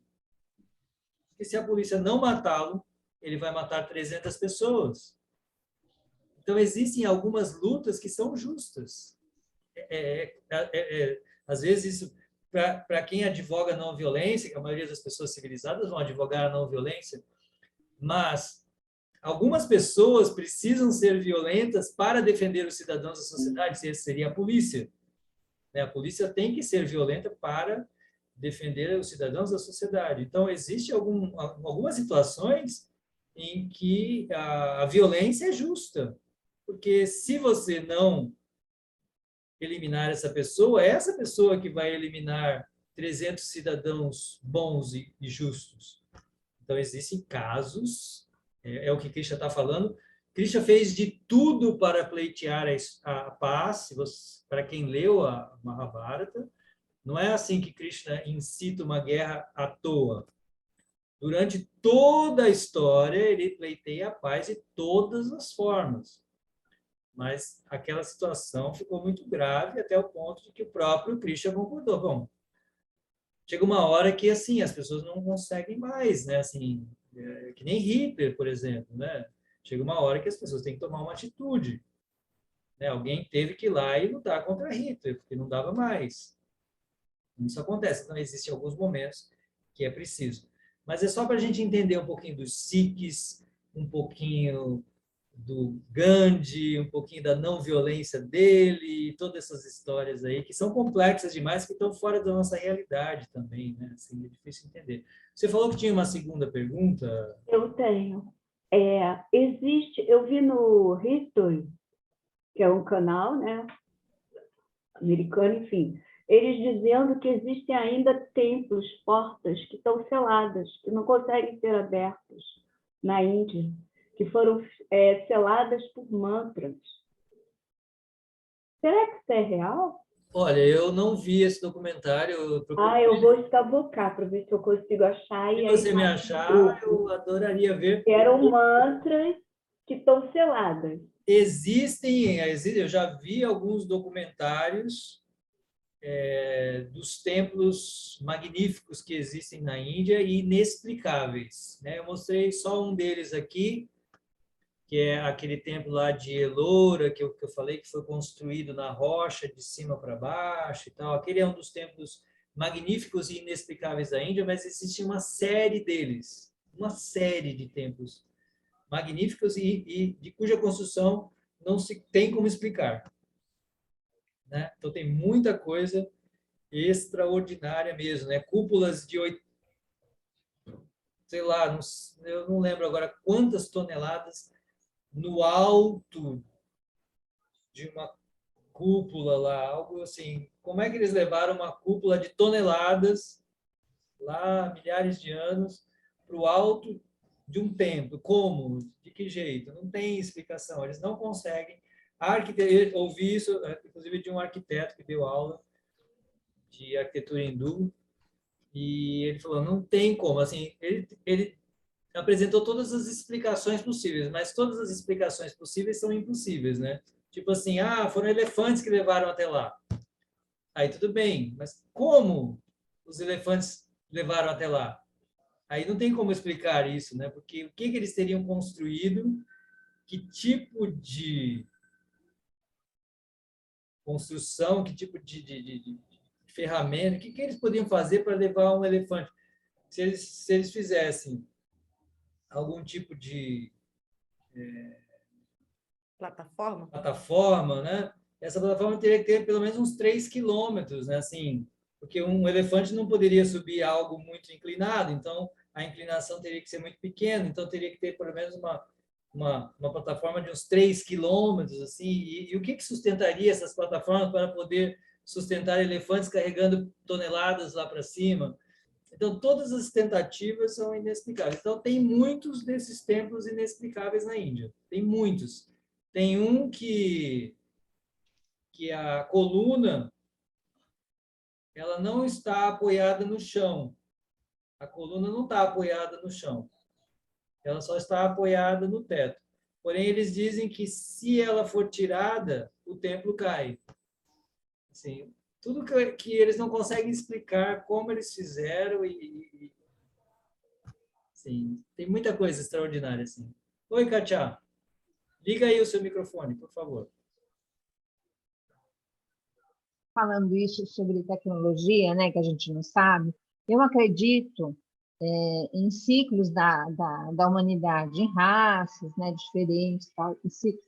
Eu acredito que a gente já teve muita tecnologia, por mau uso a gente perdeu. Essa riqueza que você mostrou de obras, gente, que coisa mais linda, né? E cada um do seu jeito, eu acredito nisso. A gente perdeu muita tecnologia Bom, por conta desses ciclos que a gente já viveu a humanidade, né? sim. Um dos maiores defensores dessa ideia é o Erich von Däniken, né? No seu livro Eram os Deuses Astronautas. Tal. É interessante, ele advoga isso. Eu gosto muito dessa ideia. Eu lembro que eu li esse livro com 12 anos e adorei. E sempre gostei dessa ideia. E os hindus têm a sua análise dessa questão, que também se coaduna muito com o que você está falando, né? Eles dizem que o mundo vive ciclos de eras, né? Eles dividem em 4 grandes eras cósmicas, e nós entramos na atual era, e é interessante, porque as eras cósmicas, elas podem ser compreendidas pela astronomia, tá? Elas são ciclos cósmicos do tempo de translação do Sol pelas constelações, etc, etc. Então, existe um marco de quando começa essas eras, né? Então, é quando o Sol ele se alinha no início da constelação tal, e aí ele faz a sua grande translação, etc, etc. Então, primeiro que é astronômico essa visão, e essas eras cósmicas elas se dividem em 4, e a atual era cósmica eles chamam de Kali, e Kali começou há 5.000 anos. Isso é muito interessante, eles dizerem que Kali começa há 5.000 anos, e o início da era de Kali também ele é todo registrado astronomicamente. Então, a era de Kali ela começa exata num momento específico, quando certos planetas se alinham na constelação tal, ali começa a era de Kali. É algo muito registrado. E esse momento, de fato, existiu. Ele não só está registrado na literatura védica, como existe hoje um estudo de arqueoastronomia, que é o estudo da astronomia da antiguidade, todos os registros, etc, etc. Então, nos estudos de arqueoastronomia contemporâneos, eles provaram que, de fato, esse momento que os hindus dizem ter existido, da conjunção de certos planetas na constelação específica, de fato, ele aconteceu exatamente como os hindus dizem, há 5.200 anos, praticamente. Ali começa a Era de Kali. E a Era de Kali, diferentemente do que a gente tanto se orgulha, assim, como nós estamos vivendo, o apogeu da evolução, agora nós somos realmente os maiores, seres mais evoluídos da espécie humana, etc, etc. É interessante porque, na visão hindu, a Era de Kali seria a era mais, assim, digamos, degenerada mesmo, assim, onde as pessoas perderam as suas qualidades. Assim, os seres humanos já foram muito mais cultos, muito mais inteligentes, muito mais evoluídos, etc, etc. E os resquícios estão aí. A gente tem muitos resquícios da era passada, né? Tem muitos resquícios aí da era Stonehenge, na passada. Inglaterra, né? Um deles. Stonehenge, em todas as partes do mundo existem resquícios dessa era passada, em todas as partes do mundo, né? Quem mais tem estudado isso é o Eric von Däniken, né? Aqui nas Américas está cheio de coisa, em toda a parte do mundo. Então, esses resquícios estão aí, né, para deixar a gente com a pulga atrás da orelha. Mas como é possível que há milhares de anos o homem saiu das cavernas fazendo todas essas coisas maravilhosas, né? Eu não consigo me conformar com isso até hoje, assim. Porque ele saiu das cavernas fazendo coisas assim, peripécias, né? Saiu da caverna fazendo peripécias que a gente não consegue fazer hoje. Então, tem muita coisa. Oi, Luísa. Mestre, foi citado que o senhor tem umas aulas de religião, eu não sei, aonde estariam? Está no Tá no WhatsApp? canal, tá no meu canal Está lá. no YouTube? Eu vou. Procura no canal do YouTube, lá tem, acho que Eu lá vou. já tem umas 20 aulas minhas. Já. Puxa, eu vou ver, não sabia. Eu acho que lá já tem umas 20 aulas minhas. Eu dei 8 aulas sobre o livro Índia Incrível, sobre cada capítulo do livro Índia Incrível. Então, um dos capítulos foram as religiões da Índia. Vou Então, assistir. tem todo o livro Índia Incrível está lá em aulas. E aí depois tem aulas de yoga, tem alguma coisa de sânscrito, tem uma opção de coisa lá. Tem bastante coisa para você pesquisar lá. A gente vai, Obrigada. tá bom? Bom, deixa eu parar a gravação.